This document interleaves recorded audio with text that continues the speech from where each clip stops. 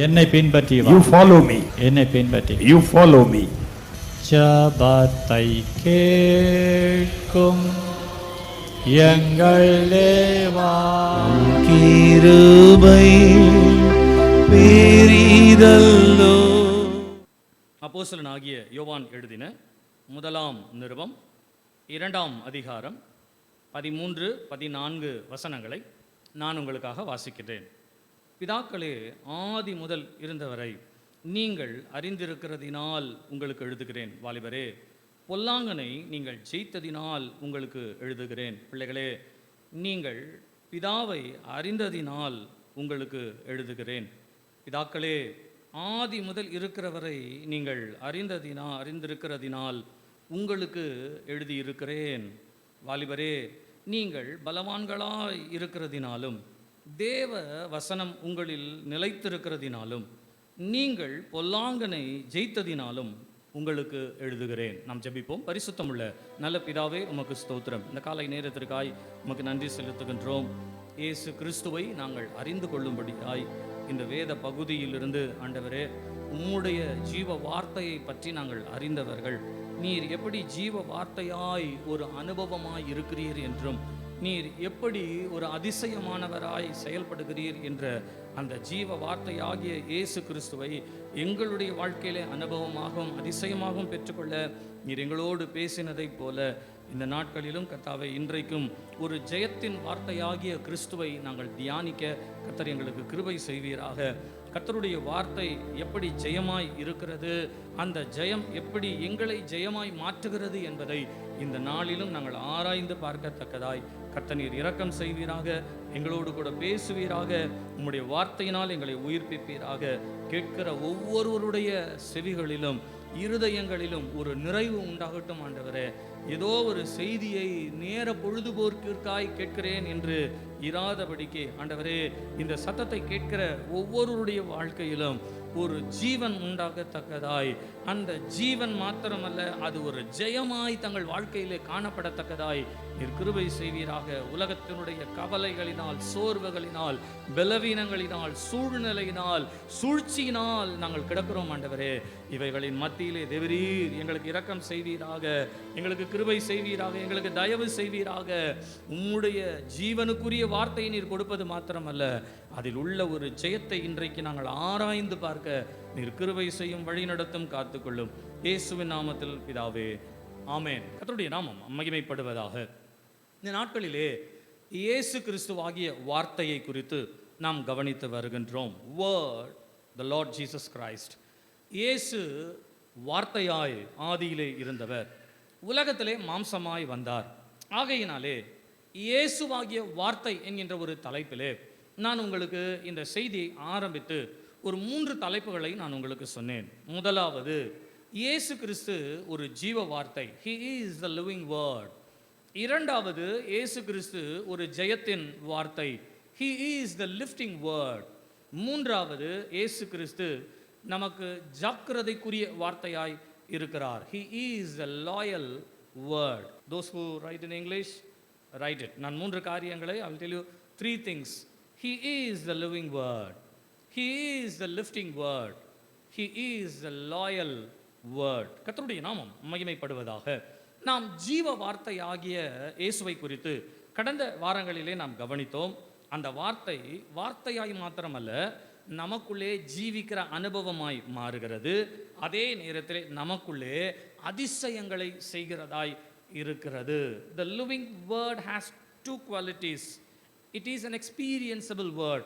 Also, it is an excellent word. இரண்டாவதாக நான் உங்களுக்கு பெரும் தலைப்பாய் சொன்னது, அவர் ஜீவ வார்த்தை மாத்திரமல்ல, அவர் ஜெயத்தினுடைய வார்த்தை என்று நான் உங்களுக்கு சொன்னேன். இந்த ஜெயத்தின் வார்த்தை பற்றி சில பொதுவான காரியங்களை நான் கடந்த வாரத்திலே உங்களோடு பேசினது இல்லாமல் நான் திரும்பவுமாய் வீட்டிலே அதை போய் அந்த வசனங்களை நான் திரும்ப வாசிக்கும் பொழுது ஆண்டவர் அதை இன்னும் கூட சற்று ஆழப்படுத்தி அதை நாம் அறிந்து கொள்ள வேண்டும், இன்னும் அதில் உள்ள சில உண்மைகளை, சத்தியங்களை நாம் தெரிந்து கொள்ள வேண்டும் என்பதற்காக என்னை மறுபடியுமாய் அதே வார்த்தையை கொண்டு ஆண்டவர் நடத்தினார். ஒருவேளை நீங்கள் கேட்கிற வசனங்கள், வார்த்தைகள் கடந்த வாரத்திலே 1-2 கேட்டதை போல இருந்தாலும் இன்றைக்கு அதை எல்லாவற்றையும் சேர்த்து ஒரு ஒரு அழகான ஒரு தோற்றத்தோடு நாம் இன்றைக்குரிய வசனத்தை நாம் கவனிக்கலாம். இயேசு கிறிஸ்து ஜெயத்தின் வார்த்தை. அப்போஸ்தலனாகிய யோவான் தன்னுடைய நிருபத்திலே அவர் எழுதும் பொழுது சொல்லுகிறார், வாலிபர்களே நீங்கள் பலவான்களாய் இருக்கிறதினாலும், நான் அதை இப்படி சொல்லுகிறேனே, நீங்கள் பலவான்களாய் இருக்கிறீர்கள். எதிலே பலவான்களாய் இருக்கிறீர்கள் என்று சொன்னால், தேவ வசனம் உங்களிலே நிலை கொண்டிருக்கிறபடியினால் உங்களுக்குள்ளே ஒரு பலம் இருக்கின்றது. இந்த பலம் என்ன செய்கிறது என்று சொன்னால், உங்களை எதிர்த்து வருகிற பொல்லாங்கனை அது ஜெயிக்கிறதாய் இருக்கிறது. ஆகையானால் தான் நான் உங்களுக்கு சொன்னேன், ஒரு ஜெயத்தின் வார்த்தையை குறித்து இந்த நாளிலே நாம் கவனிக்க போகிறோம். இயேசுவாகிய நம்முடைய ஆண்டவர் யார் என்று சொன்னால், அவர் ஒரு ஜீவ வார்த்தை. ஜீவ வார்த்தை மாத்திரமல்ல, இந்த ஜீவ வார்த்தை நமக்குள்ளே ஜெயத்தின் வார்த்தையாய் இருக்கின்றது. கர்த்தருடைய நாமம் மகிமைப்படுவதாக. நீங்கள் மத்தேயு எழுதின சுவிசேஷம் 4ஆம் அதிகாரம் முதல் 11 வசனங்களை நீங்கள் வாசிப்பீர்களானால், ஆண்டவராகிய இயேசு கிறிஸ்து 40 நாள் உபவாசம் இருந்த பின்பு, 40 நாள் உபவாசித்த பின்பாக அவர் சோதிக்கும்படியாய் அவர் வனாந்தரத்திற்கு கொண்டு போகப்பட்டார். அந்த சோதிக்கும்படியாய் சோதனைக்காரன் அவரை கொண்டு போனான் என்று சொல்லப்படுகின்றது. இந்த சோதனைக்காரனுடைய சோதனையை இயேசு எப்படி ஜெயித்தார் என்று சொன்னால், மனுஷன் அப்பத்தினால் மாத்திரம் அல்ல, தேவனுடைய வாயிலிருந்து புறப்படுகிற ஒவ்வொரு வார்த்தையினாலும் அவன் பிழைப்பான் என்று சொல்லி வசனத்தை கொண்டு ஆண்டவர் பதிலை கொடுத்தாராம். இரண்டாவதாக, உன் தேவனாகிய கர்த்தரை நீ பரீட்சை பாராதிருப்பாயாக என்று எழுதியிருக்கிறதே என்று சொன்னார். மூன்றாவதாக, உன் தேவனாகிய கர்த்தரை பணிந்து கொண்டு அவருக்கே நீ ஆராதனை செய்வாயாக என்று சொன்னார். நீங்க இந்த சோதனையில முதலாவது வாசிக்கும் பொழுது, இந்த அப்பங்களை, இந்த கல்லுகளை நீர் அப்பங்களாய் மாற்றும் என்று சொல்லி கேட்கிறான்.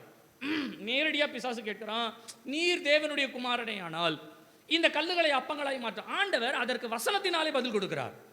இப்ப இவர் வசனத்தினாலே பதில் கொடுக்கிறதினாலே சாத்தா என்ன பண்ணனா, வசனத்தை கொண்டே இயேசுவை மடக்குவன்றதுக்காக, உன் பாதம் கல்லில் இடராதபடிக்கு உன்னை தூதர்கள் ஏந்தி கொள்வார்கள் என்று எழுதியிருக்கிறதே, ஆகையினாலே தாழ குதியும் அப்படின்னு சொல்லும் பொழுது ஆண்டவர் சொல்றாரு, உன் தேவனாகிய கர்த்தரை நீ பரீட்சை பாராதிருப்பாயாக என்ற வசனத்தையே சொல்றாரு. நீங்க நல்லா கவனிங்க, உலகத்துல பிசாசு என்னென்ன காரியங்களை சொல்லுகிறானோ அந்தந்த காரியங்களுக்கு நம்முடைய வேதத்தின்படியே பதில் கொடுத்து ஜெயிப்பதற்கு ஜெயமும் உண்டு. அதே நேரத்தில் சில நேரங்களில் பிசாசு உலக காரியத்தை கொடுத்து நம்மளை ஜெயிக்க முடியாதுன்றதுக்காக வசனத்தை பேசுகிற மாதிரி நம்மக்கிட்ட சில ஆவிக்குரிய காரியம் மாதிரி பேசுவான். இந்த ஆவிக்குரிய காரியத்தை நீங்கள் ஜெயிக்கணும்னு சொன்னாலும் வசனத்தை கொண்டு தான் ஜெயம் பெற முடியும். அல்லேலூயா, அல்லேலூயா. நான் சொல்லுகிறேன், அறிவு, ஞானம், புத்தி இவைகள் எல்லாவற்றை பார்க்கிலும் நீங்கள் ஏசாயாவில் வாசித்து பாருங்க, இந்த பிசாசு அறிவினாலும் ஞானத்தினாலும் அலங்கரிக்கப்பட்டவன். தானியேலை பார்க்கிலும் பெரிய ஞானம் உள்ளவனாய் வர்ணிக்கப்பட்டவன். அவனிடத்துல போய் நீங்களா நானும் அறிவு ஞானத்தை பற்றி பேசுகிறோன்னா நம்மை காட்டிலும் மேலானவன். ஆனால் நீங்களும் நானும் இந்த பொல்லாங்கனை ஜெயிக்க வேண்டும் என்று சொன்னால் வேதம் சொல்லுகிறது, வசனத்தின் மூலமாய் தான் ஜெயிக்க முடியும். அல்லேலூயா, அல்லேலூயா. அதனால தான் பழைய ஏற்பாட்டு காலத்திலே சொல்லப்பட்ட வசனங்களை புதிய ஏற்பாட்டிலே அடிக்கடியாய் மேற்கோள் காட்டப்படுகிறது. பழைய ஏற்பாட்டு வசனத்தினுடைய விளக்கங்களாய் புதிய ஏற்பாட்டிலே சொல்லப்படுகிறது. கர்த்தருடைய வார்த்தை ஜெயத்தை கொடுக்கிறதா இருக்கிறது.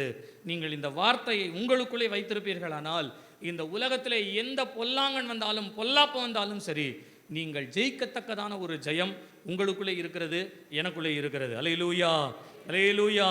நான் சொல்லுகிறேன், நீங்கள் இயேசு கிறிஸ்துவினுடைய வாழ்க்கையிலே அவர் பொல்லாங்கனை ஜெயிக்கத்தக்கதாய் வசனத்தினால் ஜெயித்தார் என்பது மாத்திரமல்ல, நீங்கள் சுவிசேஷ புத்தகத்தை விட்டு அப்போஸ்தலருடைய நடவடிக்கைகளுக்கு நீங்கள் வருவீர்களானால், அப்போஸ்தலர் 6ஆம் அதிகாரம் 7வது வசனம் இப்படியாய் சொல்லுகிறது, தேவ வசனம் விருத்தி அடைந்ததாம், விருத்தி அடைந்தது. நீங்கள் 12ஆம் அதிகாரம் 24வது வசனத்தை வாசிக்கும் பொழுது தேவ வசனம் வளர்ந்து பெருகிற்று என்று எழுதப்பட்டிருக்கின்றது. நீங்கள் 13ஆம் அதிகாரம் 49வது வசனத்தை வாசிப்பீர்களானால் கர்த்தருடைய வசனம் பிரசித்தமாயிற்று என்று எழுதப்பட்டிருக்கிறது. நீங்கள் 19ஆம் அதிகாரம் 20வது வசனத்தை வாசிப்பீர்களானால் கர்த்தருடைய வசனம் விருத்தி அடைந்து மேற்கொண்டது, ஜெயித்தது என்ற வார்த்தையோடு கூட முடிகிறது. 6ஆம் அதிகாரம், அப்போஸ்தலர் 6ஆம் அதிகாரம் 7வது வசனம், வசனம் விருத்தி அடைந்தது. 12ஆம் அதிகாரம் 24வது வசனம், வசனம் வளர்ந்து பெருகிற்று. 13ஆம் அதிகாரம் 49வது வசனம், வசனம் பிரசித்தமாயிற்று. 19ஆம் அதிகாரம் 20வது வசனம், வசனம் விருத்தி அடைந்து மேற்கொண்டது என்று முடிகிறது. அப்படியானால் ஆரம்பிக்கும் பொழுது அநேக சோதனைகள், துன்பங்கள், பிரச்சனைகள் என்றுதான் அப்போஸ்தலர் ஆரம்பிக்கிறது. ஒரு பக்கத்தில் நீங்க எடுத்துக்கொள்ளுங்களேன், சீஷர்களும் கிறிஸ்தவர்களும் இயேசுவை பின்பற்றினவர்களும் உபத்திரவப்படுகிறார்கள், வேதனைப்படுகிறார்கள், துன்பப்படுகிறார்கள். இவைகள் எல்லாம் ஒரு பக்கம் நடக்கிறது.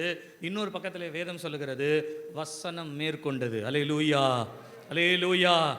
என்னதான் உலகம் நம்மை துன்பப்படுத்தினாலும் நமக்குள்ளே ஒரு மேற்கொள்ளுதலை கற்றுக் கொடுத்திருக்கிறார். என்னவென்று சொன்னால், இந்த உலகத்தினுடைய ஞானத்தையும் அறிவையும் புக்தியையும் படிப்பையும் வைத்தல்ல, இவைகளெல்லாம் நமக்கு தேவை என்பது, உலகத்தில் தேவை என்பது நமக்கு உண்மைதான். ஆனாலும் நம்முடைய ஆவிக்குரிய காரிய வாழ்க்கைக்கு தேவையானது என்னவென்று சொன்னால் அவருடைய வசனம். இந்த வசனத்தை கொண்டு நான் சொல்லுகிறேன், மேற்கொண்டார்கள் என்று எழுதப்பட்டிருக்கிறது. நான் உங்களுக்கு அதை புரியும்படியாக 1-2 வார்த்தைகளையும் நான் சொல்லுகிறேனே. நீங்கள் அந்த நாட்களிலே நீங்கள் எடுத்துக்கொண்டீர்களானால், பரிசேயர் சதுசேயர் என்று சொல்லப்படுகிறவர்கள் வசனத்துக்கு, கிறிஸ்துவுக்கு விரோதமாய் கிரியை செய்தார்கள். நீங்கள் அதே நேரத்தில் ஏரோதியர்கள் என்று சொல்லப்படுகிற ஏரோது, ஏசாவினுடைய வம்சத்தாரும், அதே நேரத்தில் ரோம அரசாங்கம் என்று சொல்லப்படுகிற ரோமத்தினுடைய ஆளுகை இருந்த காலத்தில் அவர்களும் சரி. நீங்கள் அதே நேரத்தில் மாய வித்தைக்காரர்கள் என்று எழுதப்பட்டிருக்கிறது, மந்திரவாதிகள் என்று எழுதப்பட்டிருக்கிறது, சூனியங்கள், பில்லி சூனியங்கள் செய்கிறவர்கள் என்று எழுதப்பட்டிருக்கிறது. இவைகள் எல்லாரும் இந்த அப்போஸ்தலர் நடவடிக்கைகளுக்குள்ளே இருக்கிறார்கள். ஆனால் வேதம் சொல்லுகிறது, இவர்களையும் ஜெயிக்கத்தக்கதாய் வசனம் கிரியை செய்ததாம். அல்லேலூயா, அல்லேலூயா. நல்ல சத்தமா சொல்லுங்க. நான் உங்களுக்கு அதை புரியும்படியாய் நான் சொல்லுகிறேனே. நீங்கள் சதுசேயர் பரிசேயர் என்று சொல்லும் பொழுது அப்போஸ்தலர் 5ஆம் அதிகாரம் 34வது வசனத்தை வாசிப்பீர்களானால், பரிசேயர்களிலே தேறினவர், மூத்தவராய் இருந்தவர், ரபியாய் இருந்தவர் ஒருவர், கமாலியேல் என்று சொல்லப்படுகிறவர். இந்த கமாலியேலுக்கு மாணவனாய் இருந்து படித்தவர் தான் பவுல். இந்த கமாலியேல் வசனத்தினுடைய நியாயப்பிரமாணத்தினுடைய காரியங்கள் எல்லாவற்றையும் தெரிந்தவர். அந்த காலங்களிலே கிறிஸ்துவை பின்பற்றுகிறவர்கள் கொடுமைப்படுத்தப்படும் பொழுது பரிசேயரும் சதுசேயரும் கிறிஸ்தவர்களுக்கு விரோதமாய் சதி செய்யும் பொழுது அந்த நேரத்தில் கமாலியேல் அவர்களோடு கூட பேசுகிறார். என்னவென்றால், ஒருவேளை இது தேவனுடைய வழிமுறையாக இருக்குமானால் இதை நம்மால் தடுக்க முடியாது. ஒருவேளை இது தேவனுக்கு பிரியம் இல்லாமல் இருக்குமானால், இந்த கிறிஸ்துவை பின்பற்றுகிற காரியங்கள் தேவனுக்கு பிரியம் இல்லாமல் இருக்குமானால் தேவனே அதை அழித்து விடுவார். ஏனென்றால் யூதாஸ், தேயுதாஸ் என்று சொல்லப்படுகின்ற எத்தனையோ பேர் கிளம்பி வந்தார்கள். அவர்கள் எல்லாம் கூட்டங்களை கொண்டு வந்தார்கள், கூட்டங்களை தங்களுக்குள்ளே குவித்துக் கொண்டார்கள். கடைசியிலே அவர்கள் எல்லாம் காணாமல் போய்விட்டார்கள். அதே போல இந்த கிறிஸ்தவர்களும் தேவனுடைய சித்தமாக இருக்குமானால் நம்மால் தடுக்க முடியாது. இதுவே தேவனுடைய சித்தம் இல்லாமல் இருந்தால் அதுவே அழிந்துவிடும் என்று ஏறக்குறைய கிறிஸ்துவினுடைய வழிமுறைகளை ஏற்றுக்கொண்டதை போலவே கமாலியேல் பேசுகிறார். ஆனால் நீங்க சுவிசேஷ புத்தகத்தில் வாசித்தீங்கன்னா, ஏற்றுக்கொண்ட ஒருவரே இருக்கிறார், பரிசேயனாய் இருக்கிற ஒருவரே இயேசு கிறிஸ்துவை ஏற்றுக்கொண்டார். யாருன்னு சொல்லுங்க பார்க்கலாம். நிக்கதேமு. நீங்க யோவான் 3ஆம் அதிகாரத்தில் வாசித்தீங்கன்னா, நிக்கதேமு என்று சொல்லப்படுகிற ஒரு பரிசேயன் இயேசுவின் இடத்துல வந்து பேசுகிறார். ஜலத்தினாலும் ஆவியினாலும் பிறவாவிட்டால் தேவனுடைய ராஜ்யத்தில் பிரவேசிக்க முடியாது. நீ மறுபடியும் பிறக்க வேண்டும், நீ மறுபடியும் தேவனை ஏற்றுக்கொள்ளுதலுக்குள்ளாய் வர வேண்டும் என்று சொல்லி அந்த பரிசேயனுக்கு போதித்த பின்பு, நீங்கள் சரித்திரத்தில் கடைசியில் இயேசு கிறிஸ்து மரித்த உடனே அந்த மரிக்கிற வேளையிலே அவரை அடக்கம் பண்ணும்படியாய் கொண்டு போகிறவர்களே 2 பேர் மிக முக்கியமாய் அதை கொண்டு போனார்களாம். அதிலே ஒருவர் இந்த நிக்கதேமு, ரகசிய சீஷன் என்று சொல்லப்படுகின்றது. அப்படியானால் எந்த பரிசேயர் சதுசேயர் இந்த இயேசு கிறிஸ்துவை மேற்கொள்ள வேண்டும் என்று நினைத்தார்களோ அவர்களையே மேற்கொள்ளக்கூடிய ஒரு வசனம், வார்த்தை தான் நம்முடைய ஆண்டவராகிய இயேசு கிறிஸ்து. அல்லேலூயா, அல்லேலூயா. நீங்கள் ஏரோதியர்களும் அல்லது ரோமர்களும் நீங்கள் எடுத்துக்கொள்வீர்கள் என்று சொன்னால் கர்த்தருடைய நாமம் மகிமைப்படுவதாக. நீங்கள் அப்போஸ்தலர் 12ஆம் அதிகாரம் 21வது வசனத்திலே ஒரு ஏரோது தன்னுடைய ஜனன நாளிலே வந்து தேவனுடைய வார்த்தையை சொல்லுவதை போல தன்னை புகழ்ந்து பேசுகிற ஒரு காலகட்டம் வரும் பொழுது அந்த இடத்துல ஆண்டவருடைய தூதனானவன் வந்து அவனை அடித்து அவன் புழுபுழுத்து செத்தான் என்று எழுதப்பட்டிருக்கிறது. அப்படியானால் எந்த ஏரோதியர்களோ வசனத்தையோ வார்த்தையோ தவறாய் தங்களுக்கு பயன்படுத்திக் கொள்ள முடியாது என்று உலகத்திலே யாராய் இருந்தாலும் சரி, இயேசு கிறிஸ்து என்ற பெயரை தங்களுக்குள்ளே வைத்துக்கொண்டு ஆண்டவருடைய பெயரை வைத்துக்கொண்டு உலகத்திலே ஏமாற்றுகிற யாராய் இருந்தாலும் சரி, புதிய ஏற்பாடு சொல்லுகிறது அவர்கள் புழுபுழுத்து சாவார்கள் என்று. ஏன் பாஸ்டர் இன்னும் நிறைய பேர் சாகல அப்படின்னு பார்க்காதீங்க, அந்த புழு நம்ம கிட்ட வந்துடும். அது தேவனுடைய செயல், தேவன் அதை செய்வார். ஆனால் சத்தியம் சொல்லுகிறது, வசனம் சொல்லுகிறது, இந்த வசனத்தை தங்களுக்காக பயன்படுத்தி கொண்ட ஒருவன் புழுபுழுத்து செத்தான். நீங்கள் ரோம அரசாங்கத்தை குறித்து வாசிக்கும் பொழுது அப்போஸ்தலர் 26ஆம் அதிகாரம் 28வது வசனம் இப்படியாய் சொல்லுகிறது. பவுல் அகிரிப்பா ராஜாவிற்கு முன்பாக தன்னுடைய சாட்சியை பற்றி அவர் பேசுகிறார். அப்படி பேசும் பொழுது அகிரிப்பா ராஜா சொல்லுகிறார், பவுலே, உன்னுடைய வார்த்தையை நான் கேட்கும் பொழுது இன்னும் கொஞ்சம் கூட என்னை கிறிஸ்தவன் ஆக நீ சம்மதிக்க பண்ணுகிறாய். பவுல் சொல்றாரு, இன்னும் கொஞ்சம் குறைய உண்மை மாத்திரமல்ல, இந்த ஜீவ வார்த்தையை கேட்கிற ஒவ்வொருவரும் தங்களுடைய வாழ்க்கையிலே உலகத்தினுடைய அதிகாரங்களிலிருந்து மீட்கப்பட்டவர்களாய் தேவனுடைய அதிகாரத்திற்கு உட்படும்படியாய் தேவனை அறிந்து கொள்ளும்படியாய் நான் இன்னும் வாஞ்சிக்கிறேன் என்று சொல்லுகின்றார். கர்த்தருடைய நாமம் மகிமைப்படுவதாக. நீங்கள் இதையும் தாண்டி அப்போஸ்தலர்களே மந்திரவாதிகள் என்று சொல்லப்படுகின்ற மாயாஜால வித்தைகள் என்று சொல்லப்படுகின்ற அநேக காரியங்களை குறித்து நாம் வாசிக்கின்றோம். நீங்கள் அப்போஸ்தலர் 19ஆம் அதிகாரத்தினுடைய 19வது வசனத்தை நீங்கள் வாசிப்பீர்களானால், மாய வித்தைக்காரர்கள் எல்லாரும் தங்களுடைய மாய வித்தை மந்திரவாதத்தினுடைய புத்தகங்களை கொண்டு வந்து அந்த நாளிலே இயேசுதான் உண்மையுள்ள தேவன் என்று சொல்லி அறிக்கையிட்டு தங்கள் மந்திரவாத புத்தகங்கள் எல்லாத்தையும் எரித்து போட்டார்களாம். நீங்க யோசிச்சு பாருங்க, பரிசேயர் சதுசேயரை இந்த வசனம் மேற்கொண்டது, ஏரோதியர்களையும் ரோமர்களையும் இந்த வசனம் மேற்கொண்டது, மந்திரவாதிகளையும் மாயாஜால வித்தைக்காரர்களையும் இந்த வசனம் மேற்கொண்டது. நான் இதை மாத்திரமல்ல, உங்களுக்கு அடிக்கடியாய் சொல்லுகிற ஒரு காரியத்தை, அடிக்கடியாய் நான் உங்களுக்கு ஞாபகப்படுத்த வேண்டிய ஒரு காரியத்தை நான் உங்களுக்கு ஞாபகப்படுத்துகிறேன். அநேக ராஜ்யங்கள், அநேக ராஜாக்கள், அநேக ராஜரீகங்கள் இந்த வேத வசனத்திற்கு முன்பாய் வந்து இந்த வேத வசனத்தை அழிக்க வேண்டும் என்று ராஜ்யங்களும் ராஜாக்களும் ராஜரீகங்களும் எழுப்பினது. ஆனால் சரித்திரம் சொல்லுகிறது, ராஜ்யங்களும் அழிந்து போனது, ராஜாக்களும் அழிந்து போனார்கள், ராஜாங்கமும் ராஜரீகமும் அழிந்து போயிற்று. ஆனால் கர்த்தருடைய வசனமோ என்றென்றைக்கும் நிலைத்திருக்கிறது. அல்லேலூயா, அல்லேலூயா. ஆளுகை செய்கிறவர்களும் அரசாங்கங்களும் அதிகாரிகளும் அநேக அச்சுறுத்தல்களை கொண்டு வந்தார்கள். இயேசு கிறிஸ்து பரம் ஏறின நாள் முதற்கொண்டு இந்த நாள் வரையிலும் உங்களுக்கு அநேக அரசாங்கங்களும் அதிகாரிகளும் அதிகாரங்களும் நம்மை அச்சுறுத்தி கொண்டே இருக்கிறது. ஆனால் நான் சொல்லுகிறேன், எத்தனை அதிகாரங்களும் எத்தனை அச்சுறுத்தல்கள் வந்தாலும் 2025ஆம் வருஷம் வரையிலும் சொல்லுகிறேன், 2000 வருஷத்துக்குள்ள ஆரம்பித்த காரியம் 2025 வருஷம் ஆச்சு. இதுவரையிலும் எத்தனையோ அதிகாரங்கள், ஆளுகைகள், அரசாங்கங்கள் வந்தது, எல்லாம் மறைந்து போன சரித்திரம் இருக்கிறதே ஒழிய வசனமோ என்றென்றைக்கும் இன்றைக்கு வரையிலும் நிலைத்திருக்கிறது. அல்லேலூயா, அல்லேலூயா. இது இல்லாமல் இந்த வசனத்திற்கு எதிரிகள் எழும்பினார்கள், இந்த வசனத்தோட கூட இருந்த துரோகிகள் எழும்பினார்கள், இந்த வசனத்தை அழிக்கும்படியாய் துஷ்டர்கள் எழும்பினார்கள். சரித்திரம் சொல்லுகிறது, எத்தனை துரோகிகள், எத்தனை ஆமான்கள், எத்தனை சன்பலாத்து தொபியாக்கள் எழும்பினாலும் அவர்கள் எல்லாரும் ஒரு காலத்திலே மறைந்து போனார்கள். ஆனால் அன்றைக்கு இருக்கிற வசனம் இன்றைக்கு வரையிலும் நம்முடைய கையிலே இருக்கிறது. நல்ல கரங்களை தட்டி கர்த்தரை சோதரிப்போ, நல்ல கரங்களை தட்டி உற்சாகமாய் நல்ல கரங்களை தட்டி. வசனத்தை அழிக்க நினைத்தவர்கள் அழிந்தார்கள், ஆனால் வசனம் ஒரு நாளும் அழியாது. வசனம் மேற்கொண்டது. அதை தான் இந்த காலை நேரத்தில் கர்த்தர் உங்களுக்கு சொல்லுகிறார். உங்களை நினைக்கிறவர்கள் அழிந்து போவார்கள், உங்களை அழிக்கும்படியா எத்தனை பண்ணுகிறவர்கள் அழிந்து போவார்கள். ஆனால் உங்களுக்குள்ள இருக்கிற வசனம் ஒரு நாளும் நீங்கள் அழியாதபடிக்கு அது உங்களை காத்துக்கொள்கிறதா இருக்கிறது. அல்லேலூயா, அல்லேலூயா. கர்த்தருடைய நாமம் மகிமைப்படுவதாக. எனக்கு அருமையான கர்த்தருடைய பிள்ளைகள், இந்த காலை நேரத்திலே நான் மிகுந்த சந்தோஷத்தோடு சொல்லுகிறேன், என்னுடைய மனசில் ஒரு பெரிய ஒரு ஆறுதல், ஒரு சந்தோஷம் கிடைச்சது. அந்த சந்தோஷத்தினுடைய மிகுதியோடு நான் உங்களுக்கு பேசுகிறேன். நீங்கள் இயேசுவை நம்பி வந்திருக்கிற இந்த இயேசு யார் என்று சொன்னால், இந்த ஆண்டவராகிய இயேசு கிறிஸ்து யார் என்று சொன்னால், அவர் ஜீவ வார்த்தையாய் இருப்பது மாத்திரமல்ல, உங்களுக்குள்ளே உங்களுக்கு ஜெயத்தை கொடுக்கிற ஜெயத்தின் வார்த்தையாய் இருக்கிறார். அல்லேலூயா. கர்த்தருடைய நாமம் மகிமைப்படுவதாக.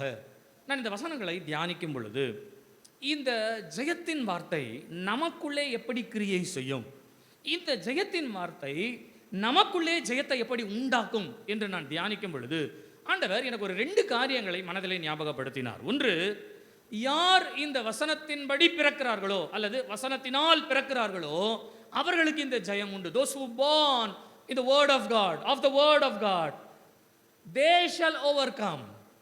அதே நேரத்தில் வசனத்தின்படி பிறக்கிறவர்கள் மாத்திரமல்ல, இந்த வசனத்தின்படி தங்களை பிரித்தெடுத்துக் கொள்ளுகிறவர்கள் யாரோ அவர்கள் மேற்கொள்ளுகிறவர்களாய் மாறுகிறார்கள்.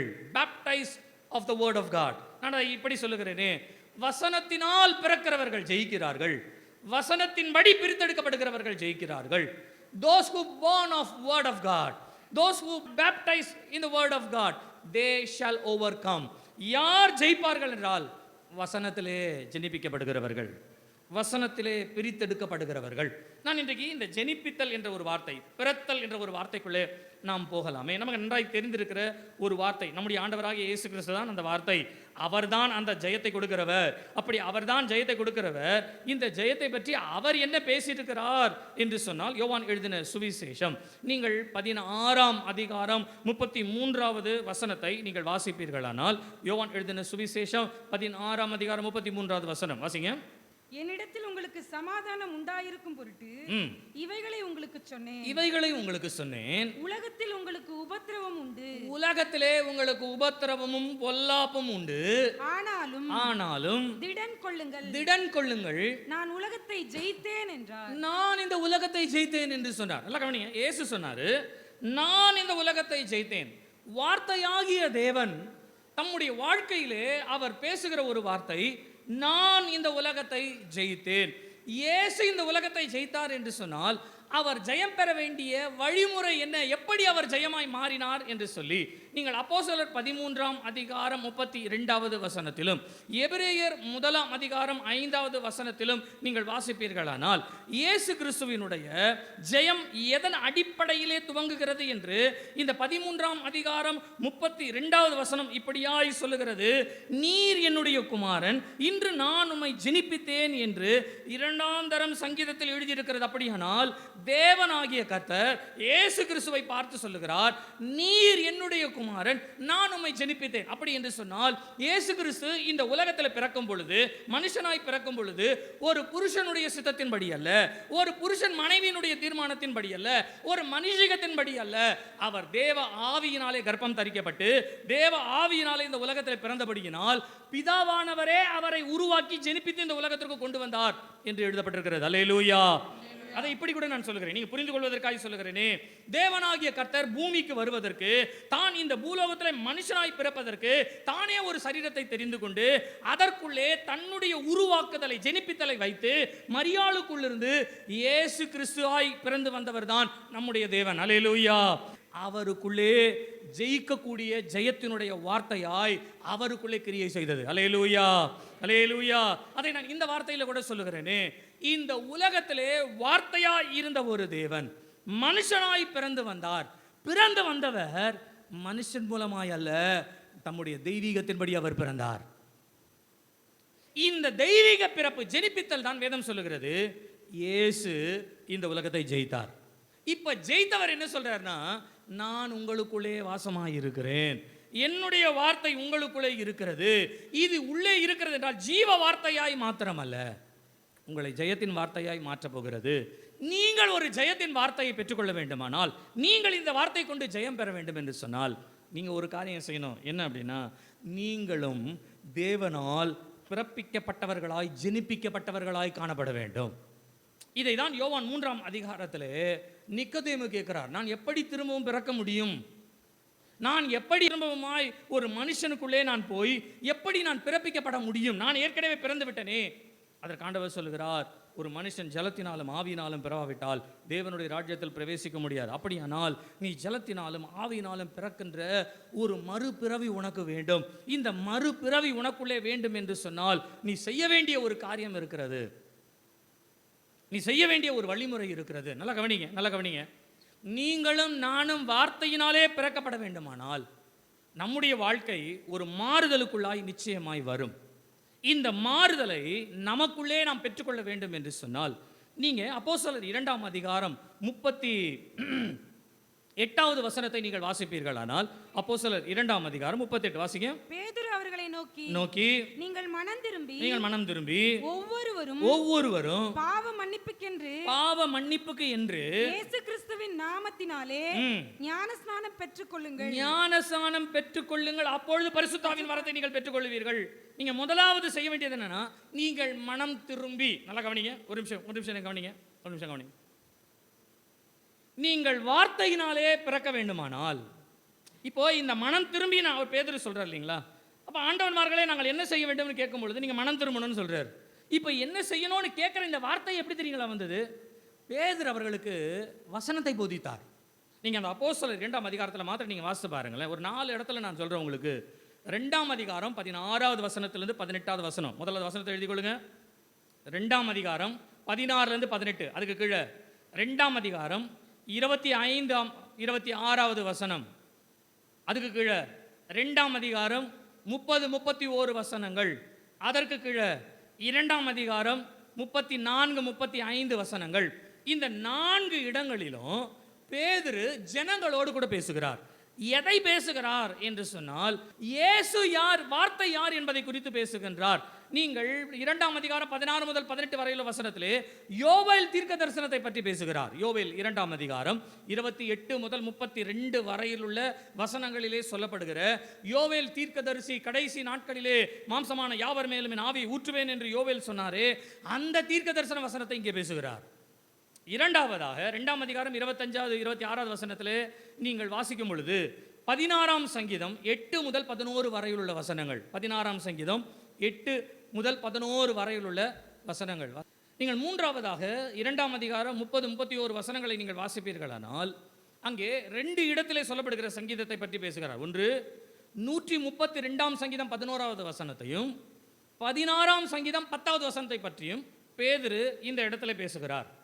நான்காவதாக நீங்கள் அப்போஸ்தலர் 2ஆம் அதிகாரம் 34-35 வசனங்களை வாசிக்கும் பொழுது 68ஆம் சங்கீதத்தினுடைய 18வது வசனத்தையும் 110ஆம் சங்கீதத்தினுடைய 1வது வசனத்தையும், இந்த வசனங்களை எல்லாவற்றையும் தான் பேதுரு மேற்கோள் காட்டி பேசுகிறார். இவைகள் எல்லாம் இயேசுவை பற்றி பேசுகிறது. இந்த இயேசு தான் நம்முடைய ஜீவ வார்த்தை, இந்த இயேசு தான் நமக்குள்ளே இருக்கிற ஜெயத்தின் வார்த்தை. இந்த வார்த்தையை நீங்கள் புரிந்து கொள்ளாமல் அவரை சிலுவையிலே நீங்கள் அறைந்து கொலை செய்து விட்டீர்கள் என்று பேசும் பொழுது, வசனத்தை கேட்ட யாவருக்கும் என்ன இருந்தனா, இருதயத்தில் குத்துண்டவர்களாய் நாங்கள் என்ன செய்ய வேண்டும்? அதற்கு பேதுரு சொல்றார், முதலாவது உங்க மனம் திரும்புதல், மனசை முதல் தேவனிடத்தில் திருப்புங்கன்றார். நல்லா கவனிங்க. இன்றைக்கு இதை குறித்து கொஞ்சம் விளக்கமாகவே நான் உங்களுக்கு பேசுகிறேன். நீங்கள் முதலாவது மனம் திரும்ப வேண்டும். எப்படி மனம் திரும்பணும்னா, வசனத்திற்கு ஏற்றபடி மனம் திரும்புதல் வேணும். அதுதான் பிறப்பு. உலகத்தை பார்த்துட்டே இருந்தோம். ஆண்டவர் நம்மை அழைச்சார். ஒரு தேவ வசனம் நம்மை ஆட்கொண்டது. இந்த உலகத்தை விட்டு அந்த வசனத்திற்கு ஏற்றபடி நம்மை திருப்பிக் கொள்ளுகின்ற ஒரு வாழ்க்கை. அந்த வசனம் நமக்கு என்ன சொல்லுகிறதோ அதன்படி நம்முடைய வாழ்க்கையை புதுப்பித்துக் கொள்ளுகின்ற, பிறப்பித்துக் கொள்ளுகிற ஒரு வாழ்க்கை. நான் உங்களுக்கு இதுக்கு உதாரணம் நான் உங்களுக்கு சொல்கிறேன். நல்லா கவனிங்க. நான் இந்த பேதுருடைய வாழ்க்கையில் இவர் தான் ஆரம்பிக்கிறார், மனம் திரும்பி அப்படின்னு ஆரம்பிக்கிறார். அப்போ மனம் திரும்புதலை பற்றி பேதுருவுக்கு நல்லா தெரியும்னு அர்த்தம். அவர் அதை பற்றி பேசும் பொழுது அவருடைய வாழ்க்கையிலே மனம் திரும்புதலை பற்றின சில காரியங்களை அவர் நன்றாய் அறிந்திருக்கிறார். நான் அதை வேதத்தில் வாசிக்கும் பொழுது இந்த பேதுருவை இயேசு கிறிஸ்து சந்தித்த ஆரம்ப சூழ்நிலையை நான் கவனித்து பார்த்தேன். கடற்கரை அருகே ஆண்டவர் சந்தித்து என்னை பின் சென்று வா என்று சொன்னார். அதோட பேதுரு என்ன பண்ணிட்டாரு? ஆண்டவரோட எடுங்க. யோவான் எழுதின சுவிசேஷம் 1ஆம் அதிகாரம். நீங்கள் யோவான் சுவிசேஷம் 1ஆம் அதிகாரம் 40லேருந்து 42 வரையிலும் வசனத்தை வாசிப்பீர்களானால், 2 சீஷர்கள் யோவானுடைய சீஷர்களாக இருந்தவர்கள். யோவான் ஸ்நானன் இயேசுவை அடையாளம் காட்டும் பொழுது அவர்களை பின்பற்றி போகிறார்கள். இயேசுவை பின்பற்றும் பொழுது இயேசுவை பின்பற்றின 2 பேரில் ஒருத்தர் பேதுருடைய சகோதரனாகி அந்திரேயா. இப்போ இந்த அந்திரேயா என்ன பண்ணுறாரு? பேதுரு கிட்ட போய் சொல்கிறாரு. என்ன சொல்கிறாரு? மேசியாவை கண்டோம். சரிங்களா?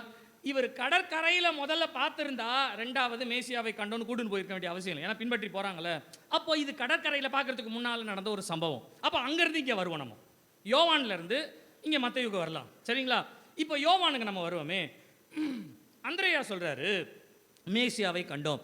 அப்படியா, உடனே வா போகலாம் அப்படின்னு சொல்லி பேதுருவும் அந்திரேயாவும் போகிறார்கள். இயேசுவை கண்ட உடனே நீங்கள் அந்த வசனத்தை நீங்கள் வாசிப்பீர்கள். 40லேருந்து 42 வாசிங்க.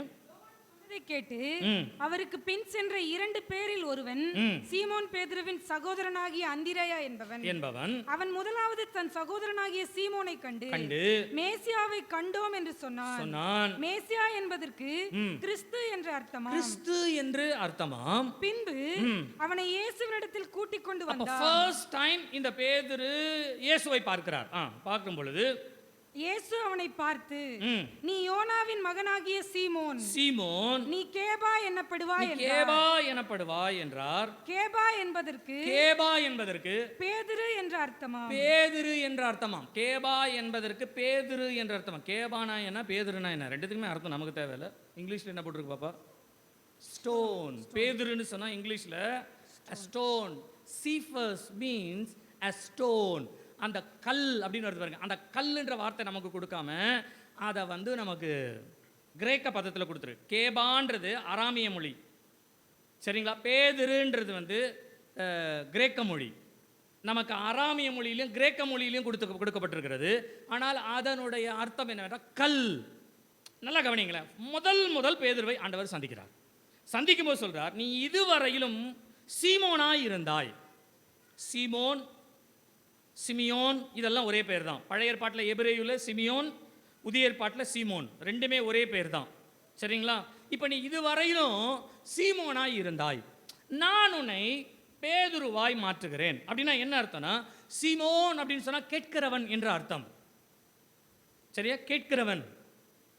பேதுரு என்று சொன்னால் கல் என்ற அர்த்தம். அப்படியானால் நீ இதுவரையிலும் கேட்கிறவனாய் இருந்தாய், நான் இனிமேல் உன்னை ஒரு கட்டடமாய் நான் மாற்ற போகிறேன். அதுதான் அதனோட அர்த்தம். ஒரு அல்லேலூயா சொல்லுங்க, நல்ல சத்தமா சொல்லுங்க. சீமோன் அப்படின்னு சொன்னா ஹியரிங், கேட்கிறவன், சரிங்களா? பேதுரு அல்லது கேபா அப்படின்னு சொன்னா கல். கல் எதுக்கு உபயோகப்படுத்துவாங்க?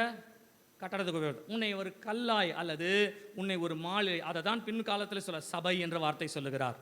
உன்னை நான் ஒரு சபையாய் நான் மாற்றுவேன். அல்லேலூயா, அல்லேலூயா.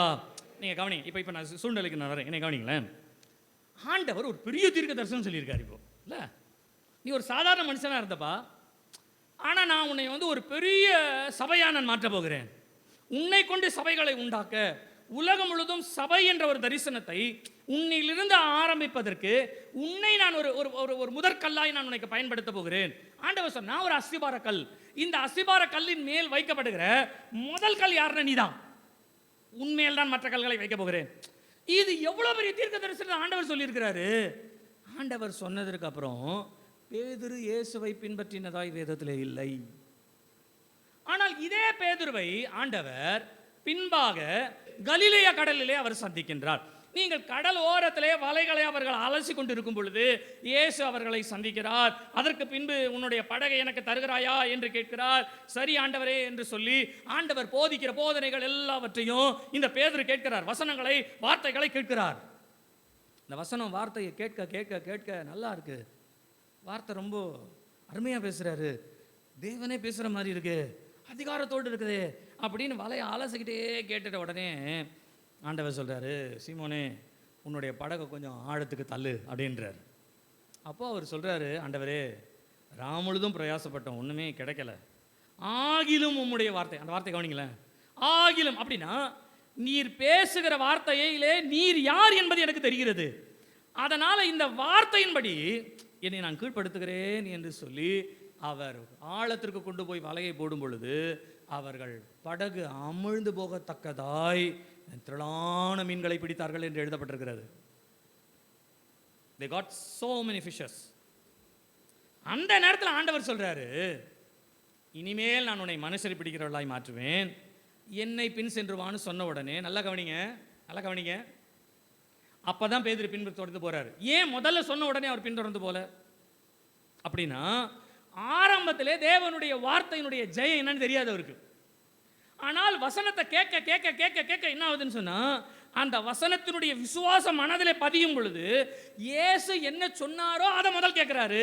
ரெண்டாவது இயேசு எதை விரும்பினாரோ அதை செய்யும்படியா எல்லாத்தையுமே தான் விருப்பத்தை விட்டு இயேசுக்கு பின்னாலே போயிட்டார். ஒரு அல்லேலூயா சொல்லுங்க, நல்லா சத்தமா சொல்லுங்க, நல்லா கவனிங்க, நல்லா கவனிங்க.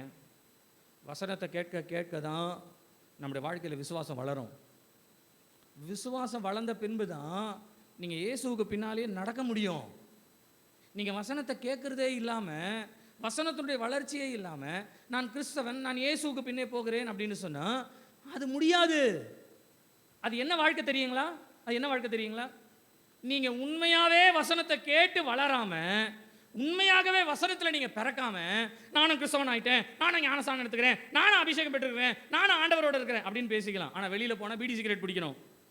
யாருக்கும் தெரியாமல் பாட்டில் வாங்கி இந்த பாக்கெட் உள்ளே இப்படி வச்சுக்கிட்டு மூடிக்கிட்டு போய் யாருக்கும் தெரியாமல் வீட்டில் குடிக்கணும். திருவிருந்து எடுக்கிறவங்க தண்ணி அடிக்கிறாங்களாம், சிகரெட் பிடிக்கிறாங்களாம். எனக்கு பயமாக இருக்குது, நான் பேசுகிறதுக்கு பயமாக இருக்கு. நல்லா கவனிங்க. தாவீது தன் பாவத்தை பற்றி பேசும்பொழுது எப்படி சொல்கிறாருன்னா, என் இளவயதின் பாவங்களை எனக்கு, சரிங்களா, நீங்கள் இருளிலே செய்கிறதை தேவன், நான் ஒரு உதாரணம் சொல்கிறேன், என்னை மன்னிச்சுக்கங்க, அப்படி உங்களுக்கு நடக்காதபடிக்கு கர்த்தர் உங்களை காத்துக்கொள்வார். நீங்கள் யாருக்குமே தெரியாமல் ஒரு பாவம் செய்கிறீங்க, சரிங்களா? வாலிபர்களாக இருக்கிறவர்களுக்கு சொல்கிறேன், முதியவர்களுக்கு நான் சொல்கிறேன். ரெண்டு பகுதியாக நான் பிரிக்கிறேன்.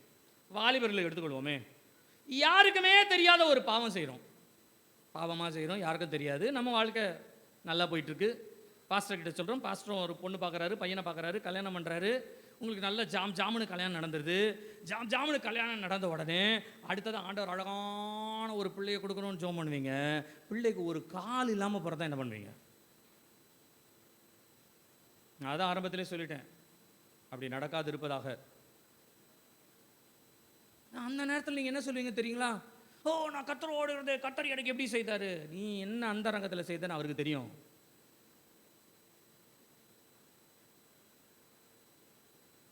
நான் பயபக்தியோடு பேசுகிறேன், எனக்கு பேசுகிறதுக்கு பயமாக இருக்குது.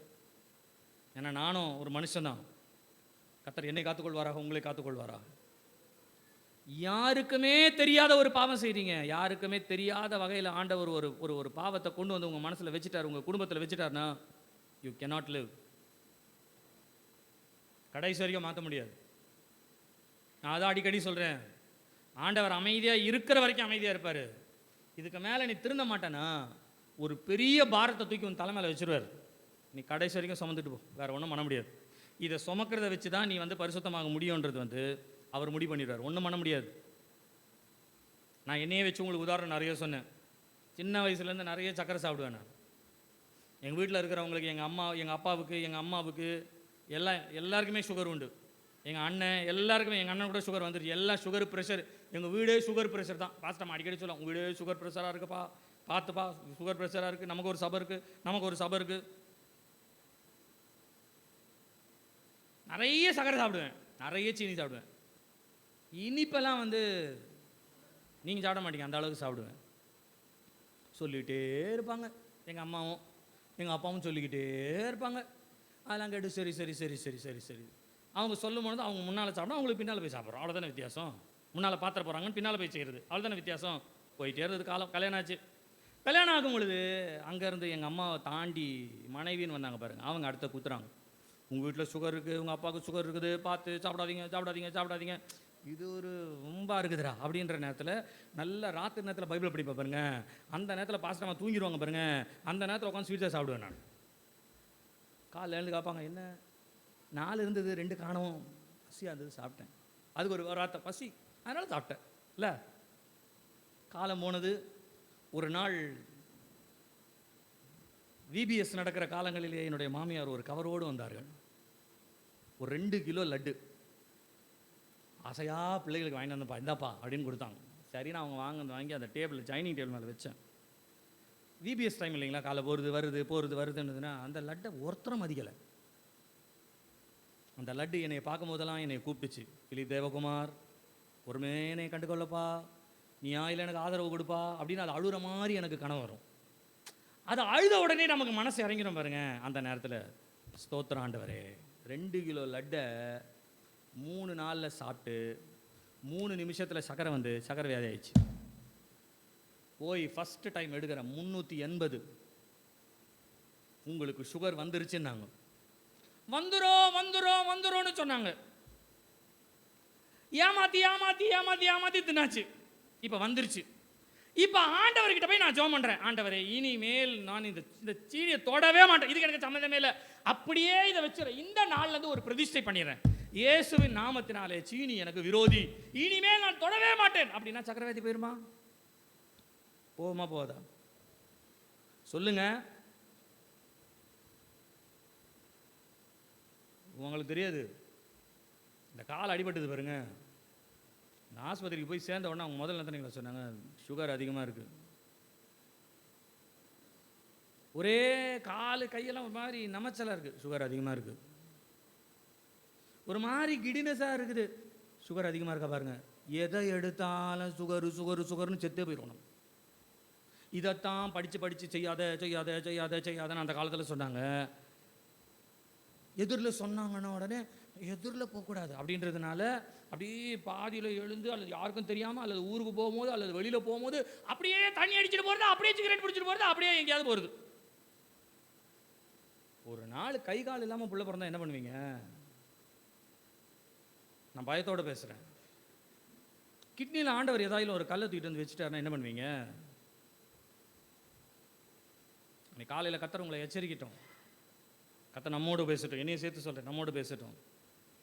எதுவுமே யாருக்குமே தெரியாதுன்றதில்ல, மனம் திரும்புதல்ன்றது அதான். வேண்டானா வேண்டாம், விட்டுறணும். அதையும் மிஞ்சி நீங்கள் செய்து பாருங்கள். திருவிழா எடுக்கிறவங்க கூட எப்படி அந்த ஒரு பயம் இல்லாமல் எடுக்கிறாங்க எனக்கும் தெரிய மாட்டேங்குது. ஐநோ சம்படி எனக்கு தெரியும். நேரடியாக பாஸ்டர்மா கேட்பாங்க, இவங்களாம் எப்படி செய்கிறாங்கன்னு தெரியுதுல்லப்பா, அப்புறம் எதுக்கு திருவிருந்து கொடுக்குறீங்கன்ட்டு. நான் ஒரே வார்த்தையை சொல்லிடுவேன். 12 பேரில் ஒருத்தன் வந்து திருடன்னு தெரியும், அவன் தான் காட்டி கொடுக்க போகிறான்னு தெரியும். திருடனுக்கு கொடுத்தாருல, அதை மாதிரி கொடுத்துட்டு போயிடுவேன் நான். அவ்வளோதான், என் பாடு முடிஞ்சிடும். ஆமாம் ரைட்? யூதாஸ் காரியத்தை போய் மனம் திரும்பிட்டு முதல்ல ஒப்புரை வாங்கிட்டு அப்புறமா காட்டி கொடுக்க மாட்டேன்னு சொல்லு, அப்போ தான் அவனுக்கு திருவிருந்து கொடுப்பேன் அப்படின்னு ஆண்டவர் சொன்னார். திருவிருந்து கொடுத்த பிறகு கூட எப்படி கூப்பிட்டார் தெரியுங்களா? சிநேகிதனே, சிநேகிதனே. நான் வேதத்தில் ஒரு நல்ல பாடம் கற்றுக்கிட்டேங்க. என்ன தெரியுங்களா? என்னை விரோதிக்கிறவங்களா இருந்தாலும் சரி, என்னை குத்தம் சொல்கிறவங்களா இருந்தாலும் சரி, அல்லது எனக்கு தெரியாமல் பாவம் பண்ணுன்றாலும் சரி, அன்பாகவே போயிடுவேன். காட்டவே மாட்டேன், நான் காமிச்சிக்கவே மாட்டேன். ஏன்னா என்னுடைய மனசில் நான் என்ன யோசிக்கிறேன்னா, ஆண்டவரே சும்மா இருக்கும் பொழுது நான் என்னத்தை பண்ணுறது? அவர் கையை வைக்கட்டும், அவர் வேலை செய்யட்டும், அவர் கிரியை செய்யட்டும். திரும்ப முடியாதவைகளை திருப்புகிறவர் அவர், மாற்ற முடியாதவைகளை மாற்றுகிறவர் அவர். இதில் நம்ம என்னத்தை சொல்லி என்ன பண்ண போகிறோம்? நமக்கு ஏதாயிலும் ஒரு காரியம் தெரிஞ்சிச்சுன்னு காமிச்சிட்டோன்னா இவன் என்ன பண்ணுவானா, நம்மளையும் தாண்டி போய் எங்கேயாயிலும் மறைமுகமாக தவற செய்துட்டு வருவான். அப்படி ஏதாயிலும் இருந்தால் கர்த்தர் உங்களோட பேசுவாராக. அதையும் தாண்டி இன்னொன்று சொல்கிறேன். பேதுரு அனனியா சப்பிரால் கிட்ட கேட்டான். அனனியா கிட்ட கேட்டார். என்ன கேட்டார்? உன் நிலத்தை இவ்வளவுதான். அந்த கேள்வி கேட்ட உடனே அவர் பொய் சொன்ன உடனே என்னாச்சு? அந்த மாதிரி செத்துக்கித்து தொலைஞ்ச யார் போய் அடக்கம் பண்ணுறது? ரெண்டாவது, பாஸ்டர் என்னவோ சொல்லிட்டாரு, அதனால தான் அந்த மனசு வருத்தத்திலேயே செத்து போயிட்டாங்க அப்படின்னா என்ன வருது? என் கதை, என் வேலை என்னவோ அதை மாத்திரம் செஞ்சால் போதும். அதனால் மனசில் பாரத்தோடு நான் சொல்கிறேன், தப்பு செய்யாதீங்க. நீங்கள் சுமக்க முடியாத ஒரு பாரம் உங்களுக்கு வந்துடும். நீங்கள் கடந்து போக முடியாத சூழ்நிலையை கர்த்தர் உங்கள் தலைமையில் வச்சிருவார். ஏன் அப்படின்னா, நீங்கள் பரலோகத்துக்கு வந்து தானே ஆகணும். அப்போ இந்த வழியில் தான் நீங்கள் வர முடியுன்றதுக்காக உங்களுக்கு ஒரு சோதனை ஆண்டவர் வச்சுட்டார்னா, you can not come out of it. உங்களால் அதை விட்டு வெளியில் வர முடியாது. ஆனால் அதற்கு முன்பாக ஒரு வழி இருக்குது. மனம் திரும்பி ஒரு அல்லேலூயா சொல்லுங்க. அல்லேலூயா. கொஞ்சம் மனம் திரும்புங்க. சரி விடுங்க, இதெல்லாம் விடுங்க. ஆண்டவரோட இனிமேல் போவோம். ஆண்டவருடைய காரியத்தை இனிமேல் பார்ப்போம். தேவ சமூகத்தை தேடுவோம். கர்த்தருக்குரிய காரியங்களை பார்ப்போம். பேதுருவுக்கு முதலாவது ஆண்டவர் போய் பேசுகிறார். அவனுடைய வாழ்க்கையினுடைய ஒரு உன்னதமான ஒரு தீர்க்க தரிசனம். ஆனால் தெரியலை, பேதுருக்கு புரியலை. 2வது முறை போய் படகு புழுசம் மீனை நிரப்பின பிறகுதான், ஓ இவர் தான் உண்மையான தேவனோ அப்படின்ட்டு ஒரு எக்ஸைட்மெண்ட்டில் பின்பற்றிட்டார். அப்படிதான் எழுதியிருக்கு. நீங்கள் லூக்கால வாசித்து பாருங்க, 4ஆம் அதிகாரத்தில் அப்படிதான் எழுதியிருக்கு. திரளான மீன்களை கொடுத்த உடனே அவருக்கு என்ன சொல்றதுன்னே தெரியல. ஒரு பெரிய எக்ஸைட்மெண்ட் வந்துருச்சு. ஆண்டவரை பின்பற்றி போவோம். எக்ஸைட்மெண்ட்டில் பின்பற்றி போனார். ஆனால் நீங்கள் வேதத்தை வாசித்து பாருங்களேன். ஆண்டவர் இதே பேதுருக்கு உட்கார வைத்து போதிக்கிறார். வசனங்களை சொல்கிறார். வசனம் சொல்ல சொல்ல சொல்ல சொல்ல சொல்ல சொல்ல வசனம் அவர்களுக்குள்ளே உருவாக உருவாக உருவாக உருவாக ஒரு நாள் சீஷருடைய கூட்டம் பெரிய கூட்டமாய் மாறினது. இந்த பெரிய கூட்டமாய் மாறின இந்த சீஷர்களுக்கு ஆண்டவர் நம்முடைய சரீரமாகிய அப்பத்தை குறித்தும் தம்முடைய இரத்தமாகிய உண்மையான பானத்தை குறித்தும் அவர் பேசும் பொழுது சீஷர்கள் அநேகர் இடரல் அடைந்து அவரை விட்டு போய்விட்டார்களாம். அப்படி போன பொழுது யோவான் 6ஆம் அதிகாரம் 68, 69 வசனங்களை நீங்கள் வாசிப்பீர்களானால் ஆண்டவர் கேட்கிறார், நீங்களும் என்னை விட்டு போய்விட மனதாய் இருக்கிறீர்களா? Are you? யார் யாரோ என்னென்னவோ காரணத்தை வச்சு போறாங்கப்பா, நீயும் என்னை விட்டு போகிறதுக்கு மனது வந்துருச்சா உனக்கு? அந்த நேரத்தில் பேதுரு சொல்றாரு, ஆண்டவரே நித்திய ஜீவ வசனம் உம்மிடத்தில் உண்டே, நாங்கள் யார் இடத்திற்கு போவோம்? அப்பனா பேதுரு ஆண்டவர் ஒரு எக்ஸைட்மெண்ட்ல வந்துட்டாருன்னு தெரியுது, ஆனாலும் வசனத்தினால் உருவாக்குகிறார், வசனத்தினால் உருவாக்குகிறார். கர்த்தருடைய நாமம் மகிமைப்படுவதாக. எனக்கு அருமையான கர்த்தருடைய பிள்ளைகளே, இந்த காலை நேரத்தில் கர்த்தர் உங்களோடு பேசுவாராக. நீங்கள் வசனத்திலே உருவாகத்தக்கதாய், வசனத்தினாலே பிறக்கிறவர்களாய் மாறத்தக்கதாய் நீங்கள் உண்மையாய் பிறந்திருப்பீர்களானால் நான் சொல்லுகிறேன், நீங்கள் உலக காரியத்தை விட்டு தேவனிடத்திலே மனம் திரும்புதலுக்குரிய ஒரு அனுபவத்தை நீங்கள் பெற்றிருக்க வேண்டும். If you turn from the world to God, I tell you, you never go to the world again. நீங்கள் திரும்பவும் உலகத்துக்கு போக மாட்டீங்க. உண்மையாக நீங்கள் மனம் திரும்பி வந்திருந்தீங்கன்னா திரும்பி உலகத்துக்கு நீங்கள் போக மாட்டீங்க. ஆனால் உலகத்துக்கு நம்ம திரும்பி போகிறோம் அப்படின்னு சொன்னால் நல்லா கவனிங்க, ஏதோ ஒரு சந்தோஷம், ஏதோ ஒரு குஷியில் நம்ம ஆண்டவரை பின்பற்றிட்டோம், அதனால் வந்துட்டோம். வந்த உடனே நம்ம என்ன ஆயிடுச்சு, ஆண்டவர் இப்படி சொன்னார், அப்படி சொன்னார், இதை பண்ணார், அதை பண்ணார், இதை செய்கிறார், அதை செய்கிறார்னு சொன்ன உடனே அப்படியே உற்சாகத்தில் போன உடனே, ஒரு 4 யூடியூப்பை பார்த்த உடனே, ஒரு 4 இடத்துக்கு போன உடனே, அவங்க பேசுகிறத பார்த்த உடனே, இதெல்லாம் ஒன்றும் தப்பு இல்லைன்னு எதை முந்தின காலத்திலே உலகம் என்று நினைத்தோமோ அதையே இந்த காலத்திலே ஒன்றுமில்லை என்று நாம் திரும்பமாக எடுத்துக்கொண்டோம்.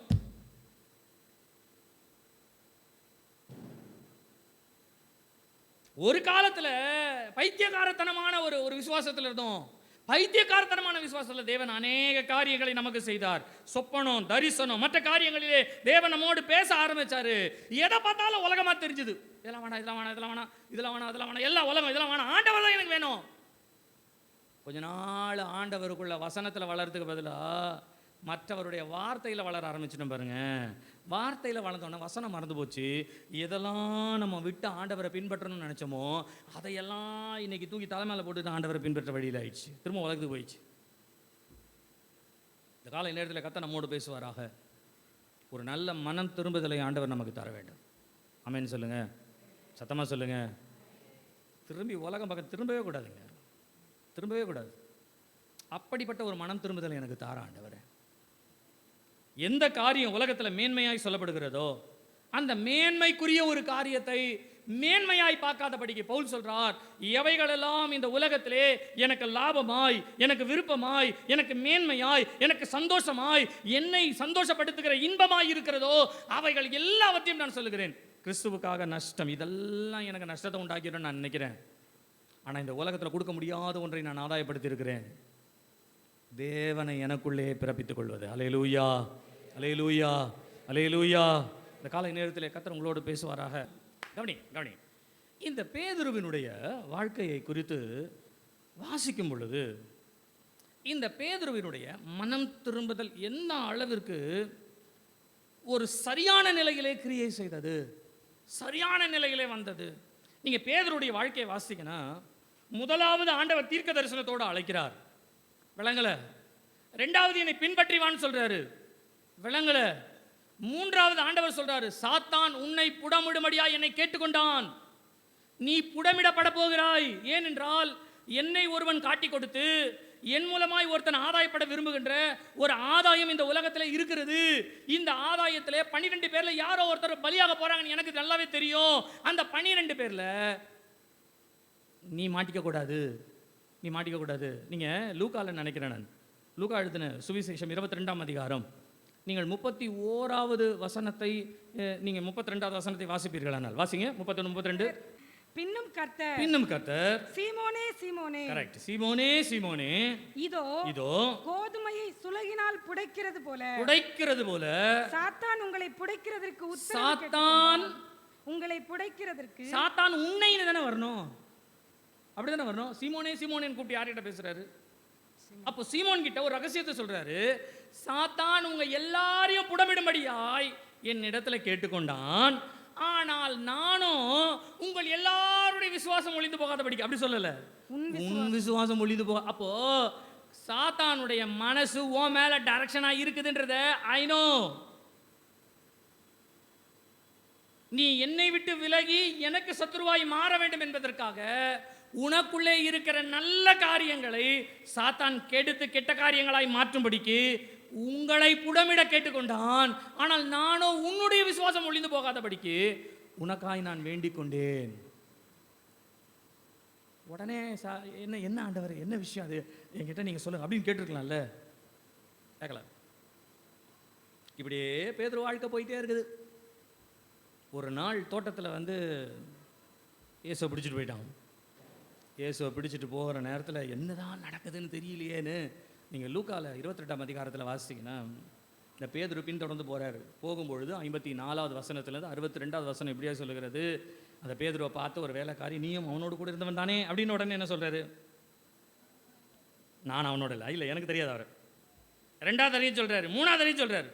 இந்த 3வது தடவை சொன்ன உடனே தான் ஒரு பிரச்சனையே அடுத்தது ஆரம்பமாகுது. என்னன்னா, நீங்கள் 61, 62 வசனத்தை வாசிப்பீர்களானால், திரும்பி பேதுருவை நோக்கி பார்த்தார். கர்த்தர் திரும்பி பேதுருவை நோக்கி பார்த்தார். சேவல் கூவுகிறதற்கு முன்னே நீ என்னை 3 தரம் மறுதலிப்பாய் என்று கர்த்தர் தன்னிடத்தில் சொன்ன வசனத்தை உடனே, நல்ல பாருங்களேன், கர்த்தர் தன்னிடத்தில் சொன்ன வசனத்தை உடனே பேதுரு நினைவு கூர்ந்தார். பாருங்க, பேதுரு இயேசுவை யாருன்னே தெரியாதுன்னு சொல்லி சபிக்கவும் சத்தியம் பண்ணவும் தொடங்கினான். அது வரைக்கும் போயிடுச்சு அவர் லைஃப்.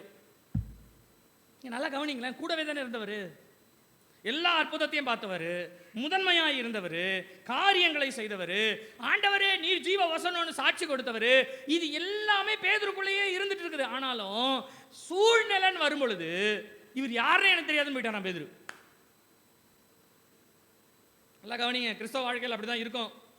நல்லா சர்ச்சுக்கு வர வரைக்கும், ஆண்டவர் ஆசீர்வதிக்கிற வரைக்கும், ஆண்டவர் நமக்கு கிருபை கொடுக்குற வரைக்கும், ஆண்டவர் தயவு கொடுக்குற வரைக்கும் எல்லாமே நல்லா தான் இருக்கும்.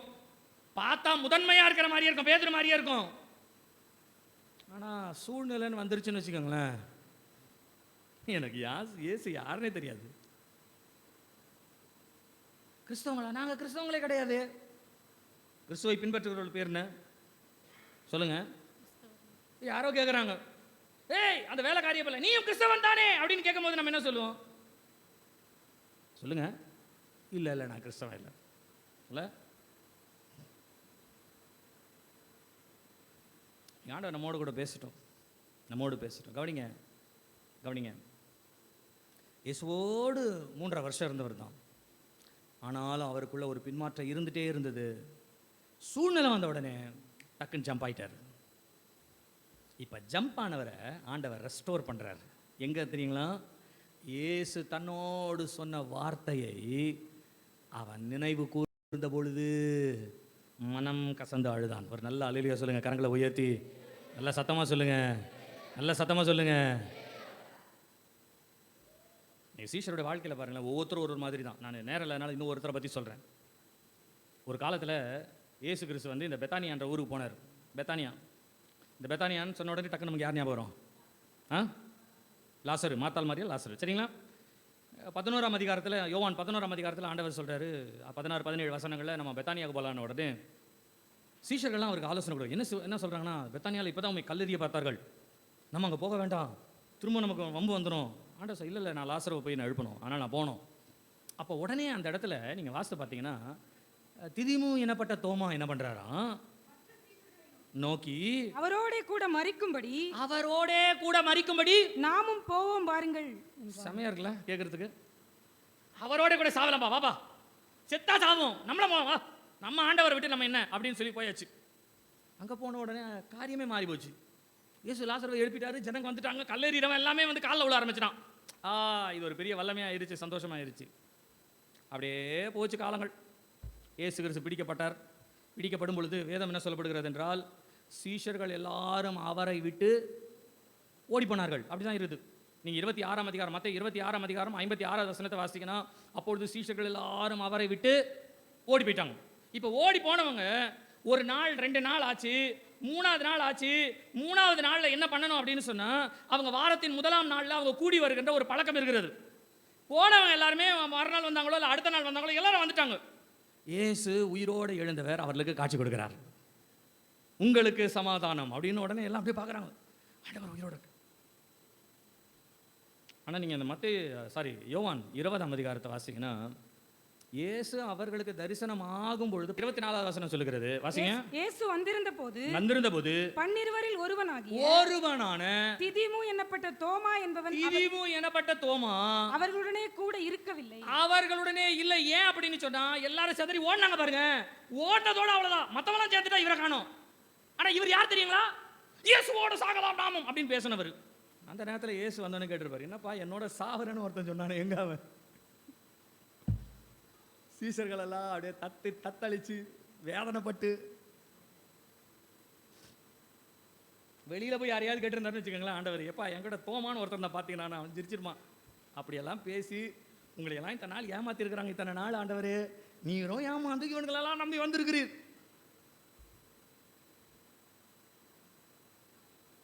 அதற்கு பின்பு சம்பவம் நீங்கள் 21ஆம் அதிகாரத்தில் திபேரியா கடல் கரையில் வாசித்தீங்கன்னா, ஆண்டவர் எல்லாரையும் சந்தித்து பிள்ளைகளேன்னு அழைத்து எல்லாரையும் சாப்பிட வச்சுட்டு உட்கார வச்ச பிறகு பேதுருக்கிட்ட கேட்குறாரு, பேதுருவே இவர் எல்லாரையும் பார்க்கிலும் நீ என் மேல் அன்பாக இருக்கிறாயா அப்படின்னா அவர் என்ன சொல்லுவார்? நீங்கள் ஆண்டவர் உங்களையும் என்னையும் பார்த்தா தான் கேட்குறாரு. ரட்சிக்கப்பட்டு எத்தனை வருஷம் ஆச்சு?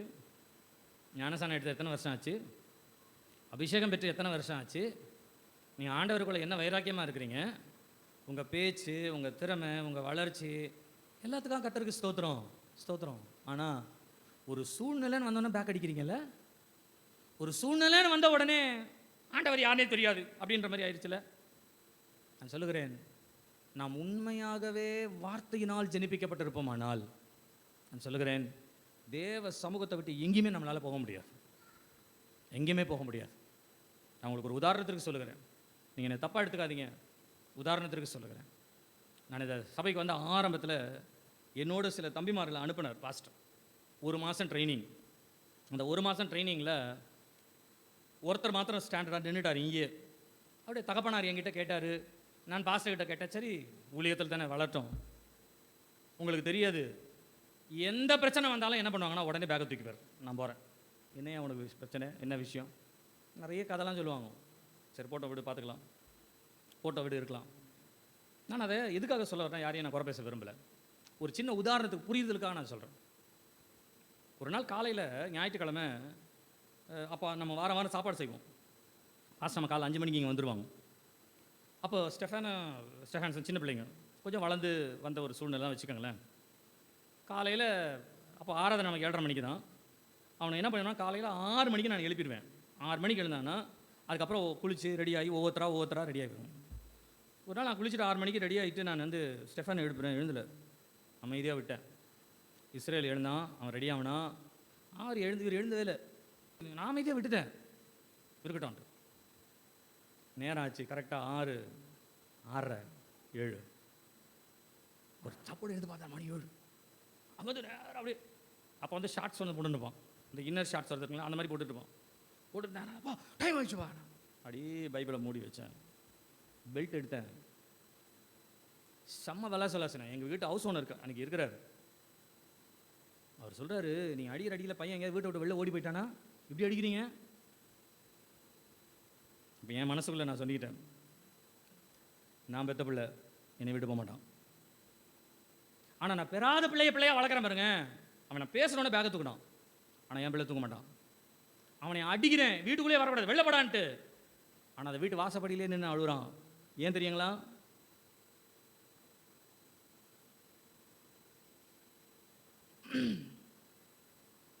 அவன் போகிறதுக்கு வேற ஒரு வழி இல்லை, வேற ஒரு வீடு கிடையாது. யோசித்து பாருங்க. இன்னைக்கு சூழ்நிலை வந்த உடனே ஆண்டவரை விட்டு ஓடி போயிடுறோம். சூழ்நிலை வரும்பொழுது கர்த்தரை மறந்துடுறோம். இன்னைக்கு ஆண்டவர் நம்மோடு கூட பேசுவாராக, நம்மோடு கூட இருப்பாரா? நான் கடைசியாக ஒரே ஒரு சம்பவத்தை மாத்திரம் சொல்லி நான் முடிச்சிடறேன். அடுத்த வாரத்தில் இன்னும் கொஞ்சம் சில காரியங்களுக்கு நான் சொல்கிறேன். ஒரு முறை ஒரு பெரிய தேவ ஊழியன் ரெனாட் பாங்கே அப்படின்னு சொல்கிறவர் ஒரு இடத்துக்கு போனாராம். ஒருவர் அழைத்திருந்தபடினாலே அவருடைய வீட்டிற்கு அவர் போயிருந்தாராம் ஜெபம் பண்ணுவதற்கு. அப்போ அந்த இடத்துல நாத்திகர் என்று சொல்லப்படுகின்ற கடவுளை நம்பாத ஒருவர் அந்த இடத்துல இருந்தாராம். இவர் வந்தாராம், வசனத்தெல்லாம் போதிச்சாராம், வசனங்களெல்லாம் கேட்டாங்களாம், எல்லாரும் பேசுனாங்களாம். அப்போ அந்த ஏத்திஸ்ட் அவர் சொன்னாராம், நாத்திகன் சொன்னாராம், ரெனால்ட் பாங்கே உங்கள் வசனம்லாம் கேட்குறதுக்கு நல்லா இருக்குது, உங்கள் வசனம்லாம் நீங்கள் சொல்லும்போது பேசும்போது ரொம்ப நல்லதாக இருக்குது, ஆனால் நான் வந்து உங்கள் ஆண்டவரை நான் நம்ப மாட்டேன். நம்ப மாட்டேன்னா என்ன நம்ப மாட்டேன், ஏன் நம்ப மாட்டேன் அப்படின்னு கேட்டாராம். அப்போ அவர் சொன்னாராம், இயேசு கிறிஸ்துவனுடைய ரத்தம் சகல பாவங்களையும் நீக்கி சுத்திகரிக்கும்னு வேதத்தில் எழுதியிருக்குல்ல. அப்போ அன்றைக்கு இயேசு கிறிஸ்து ரத்தத்தை சிந்தி மறிச்சிட்டார். அப்போ அன்னைக்கு மறிச்சார்னா 2000 வருஷத்துக்கு முன்னால் அது நடந்தது அப்படின்னு சொன்னா, இந்த 2000 வருஷத்துக்கு முன்னால் மறித்த அந்த இயேசு கிறிஸ்துடைய ரத்தம் இன்றைக்கு ஜனங்கள் எல்லாரையும் கழுவி சுத்திகரிச்சிருந்ததுன்னா இன்னைக்கு உலகம் முழுதும் சுத்திகரிக்கப்பட்ட நல்ல ஒரு நாடா மாறி இருக்குமே. ஆனா இது வரைக்கும் அது வேலை செய்யலையே. பாவம் பெருகிருச்சு, ஜனங்களுடைய வாழ்க்கை பெருகிருச்சு, எல்லாமே பெருகிருச்சு. ஆனா இயேசுவின் ரத்தம் வேலையே செய்யலையே, இயேசுவின் ரத்தம் ஒண்ணுமே பண்ணலையே, அதனால நான் இயேசுவின் ரத்தத்தையும் நம்ப மாட்டேன் அப்படின்னாராம்.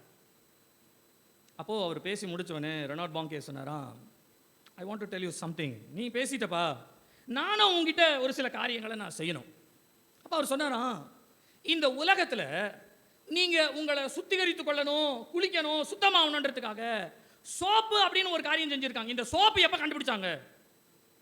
அப்போ சோப்பு கண்டுபிடிச்ச காலத்துலேருந்து இன்னைய வரைக்கும் நீ பேசுறது ஒரே ஒரு இயேசுவின் ரத்தம். ஆனால் சோப்பு வந்து வகை வகையாக வந்துருச்சு, வித்தியாசமாக வந்துருச்சு, பல சூழ்நிலையில் வந்துருச்சு. இப்போ ஆனாலும் மனுஷன் இன்னும் சுத்தமாகவே இல்லை, குளிச்சுக்கிட்டே தான் இருக்கிறான், சுத்தமாகவே இல்லை. அதுக்காக சோப்பே வானான்னு உலகத்துலேருந்து எடுத்துட முடியுமா? அப்போது சோப்பெல்லாம் அங்கங்கே தயாரித்து எல்லா இடங்களிலும் உற்பத்தி செய்து அதை கடைகளிலே வைத்திருக்கிறார்கள். இப்போ இந்த சோப்பு வேலை செய்யணும்னு சொன்னா என்ன பண்ணணும் அப்படின்னா, சோப்பா வந்து நம்ம உடம்புல போய் அதுவாக தேய்ச்சி அதுவாக தண்ணி ஊற்றாது. சோப்பை முதலாவது காசு கொடுத்து வாங்கணும், நமக்கு சொந்தமாக்கணும், நம்ம வீட்டுக்கு எடுத்துகிட்டு போகணும்.